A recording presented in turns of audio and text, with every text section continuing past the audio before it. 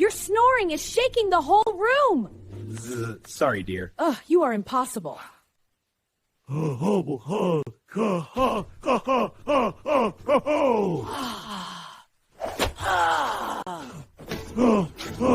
up already!